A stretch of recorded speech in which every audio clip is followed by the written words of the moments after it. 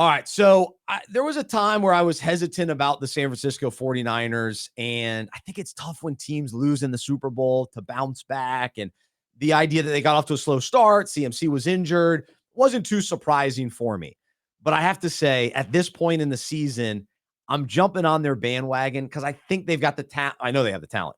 I think that they can get things rolling. And you know what really encourages me is George Kittle. I mean, he's playing awesome. Mm-hmm. Even in CMC's first game back, he was awesome. So a lot of reasons to jump on the Bengals bandwagon. But what's interesting for us today, are we jumping on the Ricky Pearsall bandwagon or Juan Jennings? Juan Jennings? Juan. Yeah. Juan Hennings. Juan Hennings. Whatever way. Are you jumping on their bandwagon? So Pearsall, 19.8 points, 4 receptions, 73 yards, and a touchdown. Rookie. They've invested in him. Are you jumping on this bandwagon? Jennings is a guy that you can start, but Pearsall is the guy to be excited about. I was watching this game, and he had a great stat line. He caught the touchdown pass, but if you just watched him, he looked like an athletic, like a real NFL wide receiver. And so I think especially, with the loss of, why can I not remember his name? Brandon Ayuk.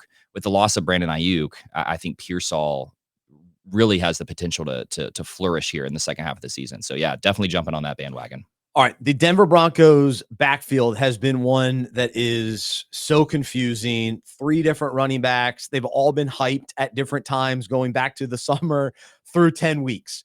It's like, oh, it's going to be Jaleel McLaughlin. No. Javonte Williams. He's been here. He's going to be great. No, guys, you got to listen. There's this guy named Audric Estime. Look out for Estime. He's coming. And now Estime is here. He had a nice game. And now the hype is rising. 14 carries for 53 yards. Javonte Williams had a bad game. Denver is one of these teams that continues to be in the mix. They'll finish around 500 most likely. That's the kind of team they are, which is fine. It's a step forward for them. It is funny that Russell Wilson's playing well in Pittsburgh, but Bo Nix is doing a nice job in Denver. So are you jumping on the Audric Estime bandwagon, and are you jumping off the Javonte Williams bandwagon? Definitely off the Javonte bandwagon. Remember who the Broncos played. They played the Chiefs, and the Chiefs are a great defense. They shut down the run, generally speaking. So I actually think this might be your last chance to acquire Audric Estime, whether that's on waivers or like a kind of a lowball trade offer, because the stat line isn't that impressive, but it was against the Chiefs. I think Sean Payton loves to have sort of an alpha running back. He loves to have a running back that he can just rely on and give 15 to 20 touches a game. And I think down the stretch, that is probably what Estime is going to be. I bet you that he will get like 14-ish carries like he did this week, but that might translate more to like 75 yards and a touchdown every once in a while. So yeah, I think he's going to be the kind of guy that you can play week over week as kind of your RB2 or a flex or something like that. I'm optimistic about Estime, and I want to get on that bandwagon if I can. I'm avoiding I'm just not in on the Broncos backfield this year. So to see what their schedule. But Estime, yeah, it's worth it. If he's available at most, he's probably taken in most leagues, but if he is available, definitely worth picking up. Because people have said maybe he's a league winner.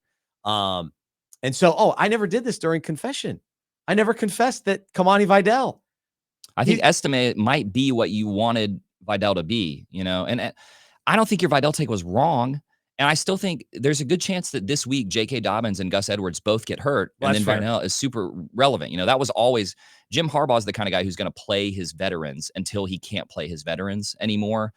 So I don't think Vidal is totally lost for the season, but it's going to take an injury. Whereas I think that Estime has just supplanted Javonte Williams. And looking at their schedule, they have a pretty nice schedule for running backs for the rest of the season, with the exception of playing the Chargers in Week 16, which is kind of a tough matchup. So I kind of think Estime could be a kind of guy that fills the league winner. Yeah. The league winner. I don't know if he'll be a league winner in like the sense of he just blows up and is the RB10 for the rest of the season, but I could see him being something, like the RB18 for the rest of the season or something like that, and that is useful. I think Trey Benson could fall into that. Yeah, I think so too. Again, we've said it week after week. These are the kind of guys you want to have on your bench and just see what happens. And as soon as you're going to look like a genius if the guy in front of them gets hurt. If it doesn't happen, then everybody's going to be like, you're wasting a bench spot on Trey Benson or whatever. But those are the chances you got to take if you want to win a championship. And I know everybody's given up on Blake Corum. He continues to be irrelevant. But let's remember, he was one of the top. I think he was the second running back taken right after Jonathan Brooks. He was taken pretty early by the Rams, and so if the Rams at the end of the season, if they're out of playoff, I mean, right now they're still in playoff contention, but I think Corum's still a guy that on certain teams you should definitely stash. A couple other names to jump on the bandwagon for, especially as we're talking waiver wire. I bet a lot of people drop Keaton Mitchell this week because he didn't do much. But if you've been listening, John Harbaugh with the Ravens has said he'd like to get Keaton Mitchell, running back for the Ravens, involved. They have to give Derrick Henry some breather. And Justice Hill's fine, but Keaton Mitchell last year at the end of the year, he was unbelievable. Every time he touched the ball, he was going like 40 yards. So I would keep an eye on Keaton Mitchell for sure. I also like Cam Akers in Minnesota. Aaron Jones is banged up, so I'm on the bandwagon for Cam Akers.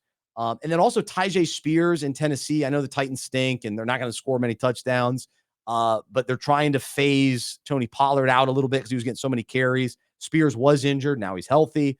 He's only in the second year. They want to see more out of him. So he's a guy to keep an eye on for as well and jump on that bandwagon. Anybody else for you bandwagon riding? No, those are all great. Tyjae Spears makes me nervous for Pollard, so it's more getting off the Pollard bandwagon. Yes. And the one other thing I would add is that Pacheco, he's they've opened his window to return. I think that Kareem Hunt has been so good that it's just going to be a true timeshare there. So if you're somebody who has held on to Pacheco and there's somebody in your league who thinks that he's going to come back and immediately be like the full on running back one in Kansas City, I think I might try to trade him. His injury was similar to what Pollard had 2 seasons ago. And you remember it took him about half a season to return to form. So I think they're going to ease Pacheco in, and they're thinking about playoffs with him. And so, yeah, Isaiah Pacheco is a guy that I want to get off that bandwagon if I can. And I think Kareem Hunt will continue to be useful even when Pacheco comes back. So I think that's a good take. I think that I've got him, and I would like to trade him because I'm in second place without him. So I don't necessarily need him. So that would be an interesting trade. Okay. All right. I like it.